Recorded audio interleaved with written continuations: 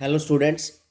बेटा देखिए, किसी भी कम्युनिकेशन सिस्टम के अंदर क्या होता है। सबसे पहले ट्रांसमीटर होता है, फिर कम्युनिकेशन चैनल होता है, फिर क्या होता है, रिसीवर। हमारा जो मैसेज सिग्नल है पहले जी भेजा ट्रांसमीटर के पास भेजा जाता है। वो ट्रांसमीटर क्या करता है, कम्युनिकेशन चैनल की हेल्प से, और वो मैसेज सिग्नल कहाँ तक पहुँच जाता है, फिर हमारा रिसीवर तक। ट्रांसमीटर ट्रांसमिट करता है सिग्नल को किसके पास, कम्युनिकेशन चैनल के पास, और कम्युनिकेशन चैनल से सिग्नल रिसीव करता है कौन बेटा जी, रिसीवर। अब इस कम्युनिकेशन चैनल के बेस पर हमने जो कम्युनिकेशन को है वो बेटा जी दो उसमें डिवाइड किया है टाइप्स के अंदर। सबसे पहला जो होता है वो हमारा होता है बेटा जी लाइन कम्युनिकेशन, और जो दूसरा होता है वो क्या होता है, स्पेस कम्युनिकेशन। लाइन कम्युनिकेशन में क्या होता है, जो मैसेज सिग्नल हमारा ट्रांसमीटर से ट्रांसमिट किया जा रहा है वो हम भेजते हैं किसमें, किसी भी फॉर एग्जांपल किसी ऑप्टिकल फाइबर में। यानी कि हम यहाँ पर वायर्स का यूज़ करते हैं, और ये एक ऑप्टिकल फाइबर है। ट्रांसमीटर की हेल्प से कि ऑप्टिकल फाइबर के एक एंड पर हम अपना सिग्नल पहुंचा देते हैं, और दूसरे एंड पर ऑप्टिकल फाइबर के क्या लगा दिया जाता है, रिसीवर। तो इस तरह का जो कम्युनिकेशन कहलाता है वो कहलाता है बेटा जी क्या, हमारा लाइन कम्युनिकेशन।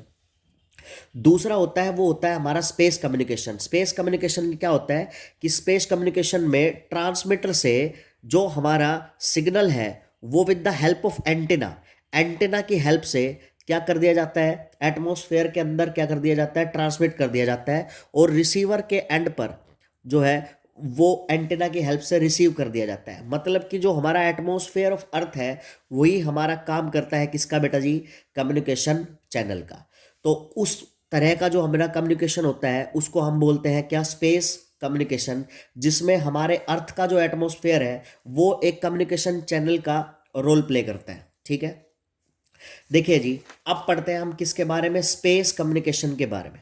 ठीक है, देखिए, the sending receiver and processing of information through space is known as space communication. मतलब कि क्या है कि हम जो सिग्नल जो है हम यहाँ से ट्रांसमीटर से ट्रांसमिट करेंगे, वो अर्थ के एटमॉस्फेयर में ट्रांसमिट करेंगे, और अर्थ का एटमॉस्फेयर है वही हमारा काम करेगा किसका बेटा जी, कम्युनिकेशन चैनल का। अब देखिए, मान लीजिए किसी एक कमरे में दो बंदे हैं हमारे पास, और एक बंदे के पास बॉल है, और वो इस बॉल को दूसरे बंदे के पास पहुंचाना चाहता है। तो उसके पास तीन तरीके हैं। या तो क्या है कि वो हमारी जो फ्लोर है उस फ्लोर से रोल करा के बॉल उस तक पहुंचा दे। दूसरा, डायरेक्टली सीधा थ्रो करके उसके पर पहुंचा दे। तीसरा हो सकता है कि वो कमरे की छत के ऊपर बॉल को फेंके, और छत से टकरा कर वो वापस वो बॉल किसके पास आ जाए, उस लड़के के पास आ जाए।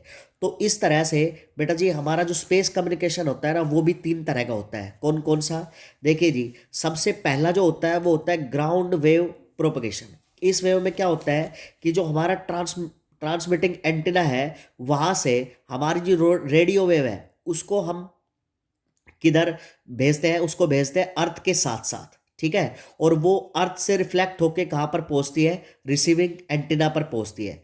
तो सर यहाँ पर जो ये वेव कहलाता है, ये जो मेथड हमारा कहलाता है वो कहलाता है ग्राउंड वेव प्रोपगेशन। ठीक है जी, it is the mode of wave propagation in which the radio waves emitted from the transmitting antenna reach the receiving antenna after reflection from the surface of earth। अर्थ के surface से reflection होने के बाद वो कहाँ पर पहुंचता है बेटा जी, रिसीविंग एंटीना पर पहुंचता है। इस तरह का जो हमारा प्रोपगेशन कहलाता है, ये कम्युनिकेशन कहलाता है, उसको हम बोलते हैं ग्राउंड वेव प्रोपगेशन। जो दूसरा तरीका है यानी कि फेस टू फेस, एक बंदा दूसरे बंदों को बोल दे रहा है फेस टू फेस, वो एग्जाम्पल है जैसे कि हमारे पास है स्पेस वेव प्रोपगेशन। इसमें क्या होता है कि हमारे पास it is the mode of wave propagation in which the radio waves emitted from the transmitting antenna reach the receiving antenna after reflection from the troposphere. ये भी बेटा जी एटमोस्फेयर की एक लेयर होती है ट्रोपोस्फेयर, यानी कि ट्रांसमिटिंग एंटीना से रिसीविंग एंटीना पर ट्रोपोस्फेयर से रिफ्लेक्शन के बाद, यानी कि डायरेक्टली, ये कम ही हाइट पर होता है हमारा ट्रोपोस्फेयर, डायरेक्टली पहुंचता है किसके पास, रिसीविंग एंटीना के पास। और जो तीसरा हमारा होता है वो बेटा जी होता है हमारा sky wave propagation. Sky wave propagation के अंदर क्या होता है कि ट्रांसमिटिंग एंटीना से हम जो रेडियो वेव्स हैं हमारे सिग्नल की, वो हम भेजते हैं किधर, स्काई की तरफ। और वो आयनोस्फेयर जो लेयर होती है एटमॉस्फेयर की, उससे रिफ्लेक्ट होने के बाद वो कहाँ पर रिसीव की जाती है, रिसीविंग एंटीना पर। ठीक है सर।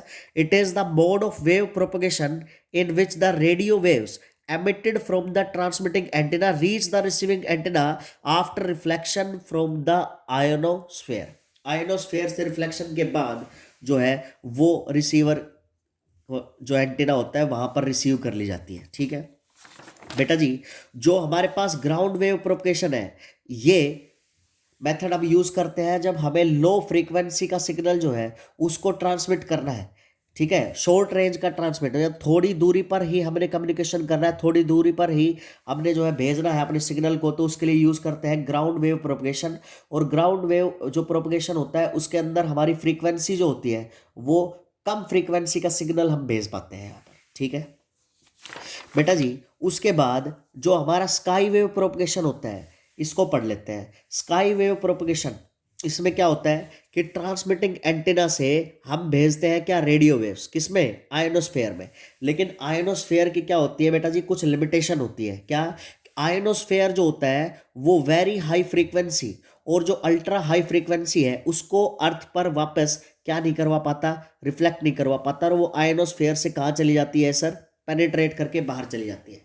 इसलिए जो स्काई वेव प्रोपगेशन होता है वो हमारा सिर्फ हाई फ्रीक्वेंसी के लिए, ठीक है जी, वेरी हाई फ्रीक्वेंसी या अल्ट्रा हाई फ्रीक्वेंसी के लिए यूज नहीं किया जाता है। इसलिए स्काई वेव प्रोपगेशन होता है उसकी भी बेटा लिमिट होती है, कितनी, 300 मेगाहर्ट्ज फ्रीक्वेंसी तक ही आयोनोस्फेयर क्या कर सकता है, वापस रिफ्लेक्ट करवा सकता है रेडियो वेव्स को।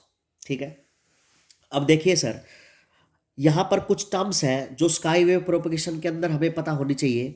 वो क्या क्या है, देखिए सबसे पहले है, वो है हमारे पास स्किप डिस्टेंस। मान लीजिए हमने यहाँ से कोई भी रेडियो वेव भेजी, अब जो रेडियो वेव भेजी है वो मान लीजिए अलग अलग फ्रीक्वेंसी के हमने रेडियो वेव्स यहाँ पर भेजी है, तो आयोनोस्फेयर के अंदर भी लेयर होती है। आयोनोस्फेयर की किसी लेयर से भी अगर ये सिग्नल यहाँ से जाएगा और रिफ्लेक्ट होकर वापस आएगा तो ये यहाँ पर रिसीव किया जाता है, यानी कि R1 पर। R1 से पहले इस सिग्नल को रिसीव नहीं किया जा सकता, मतलब कि जो हम यहाँ पर बेसिस सिग्नल हम यहाँ से ट्रांसमिट करेंगे वो इस रीजन के अंदर, इस डिस्टेंस के अंदर रिसीव नहीं किया जा सकता। मतलब कि हमारा जो स्काई वेव प्रोपगेशन है उसका मैसेज हमें इस रीजन में नहीं मिल सकता, इसलिए इस डिस्टेंस को बोलते हैं क्या, स्किप डिस्टेंस।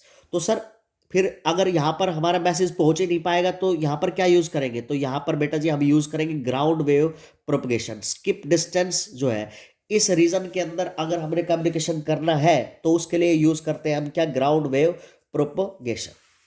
देखिए जी, स्किप डिस्टेंस क्या होता है, it is the smallest distance between the transmitting antenna and the point R1 where the sky wave of fixed frequency but not more than critical frequency. अभी बताएंगे क्रिटिकल फ्रीक्वेंसी क्या होता है, is first received after reflection from the ionosphere. Ionosphere से ज्यादा कितने पास हम receive कर सकते हैं, वो है हमारा पॉइंट R1।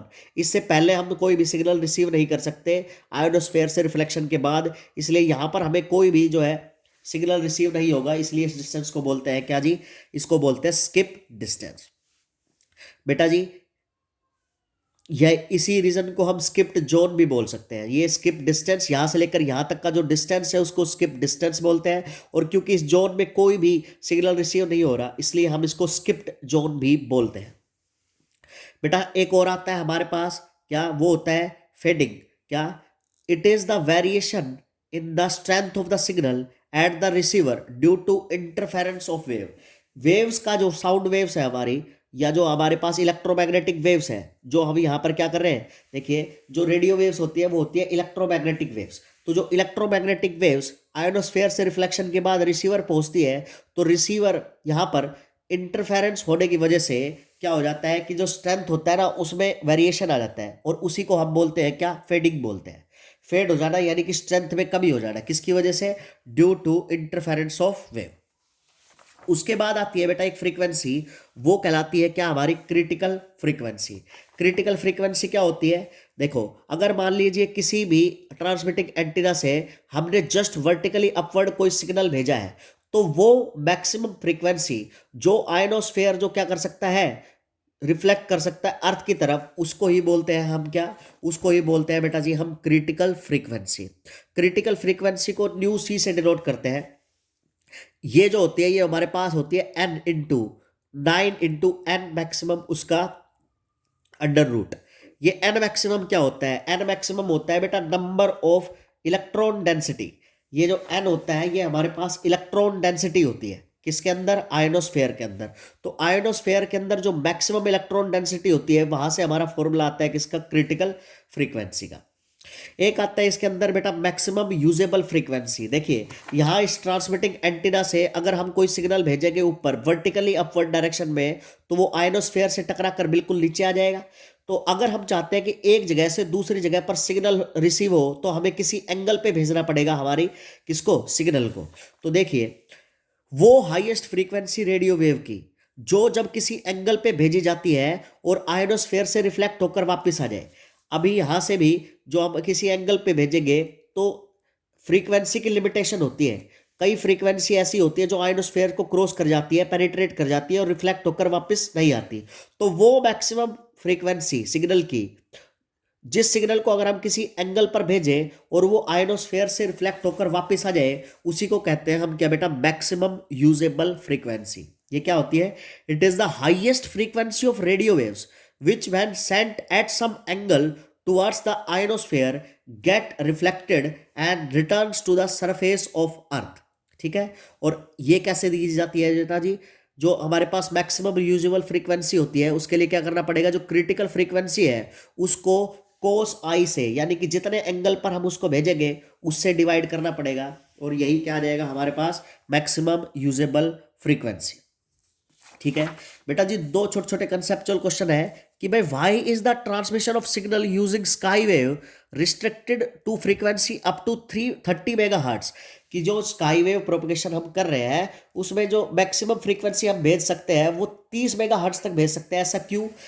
ऐसा इसलिए बेटा जी क्योंकि जो आयोनोस्फेयर है वो 30 मेगाहर्ट्ज से ज्यादा फ्रीक्वेंसी को रिफ्लेक्ट नहीं करता। वो आयोनोस्फेयर से क्या हो जाएगी? पेनिट्रेट हो जाएगी।